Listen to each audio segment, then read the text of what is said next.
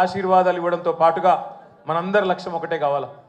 గత 14-15 నెలలుగా రాష్ట్రంలోని ఏ మూలకి పోయినా, ఏ ఊరికి పోయినా, ఏ పట్టణానికి పోయినా, ఏ మనిషిని ఒకసారి ఇట్లా కదిపినా, ఆటో డ్రైవర్ కావచ్చు, రైతన్న కావచ్చు, ఒక తమ్ముడు కావచ్చు, ఒక చెల్లె కావచ్చు, ఒక ఆడబిడ్డ కావచ్చు, ఎవ్వలను కదిపినా ఇవాళ ఒకటే మాట వినబడుతున్నది, మళ్ళీ కేసీఆర్ రావాలే, కేసీఆర్ గారు తిరిగి రాష్ట్ర ముఖ్యమంత్రి కావాలే అనే ఒకటే మాట వినబడతా ఉన్నది. ఇవాళ కేసీఆర్ గారి జన్మదినం సందర్భంగా మనందరం కూడా ఒకటే ప్రతిజ్ఞ తీసుకుందాం. అందరం ఒకటే లక్ష్యంతో రాబోయే 3.5 ఏళ్ళు పనిచేద్దాం. ఒకటే ఒక్క లక్ష్యం, మళ్ళీ తిరిగి ఏ కేసీఆర్ గారి వల్లనైతే ఈ తెలంగాణ సాకారమైందో అదే కేసీఆర్ గారు తిరిగి ముఖ్యమంత్రి కావడమే లక్ష్యంగా అందరం 60 లక్షల మంది గులాబీ దండు ఆయన కుటుంబ సభ్యులందరం కూడా కలిసిమెలిసి గట్టిగా పనిచేద్దాం. ఒకటే లక్ష్యంతో ముందుకు పోదాం.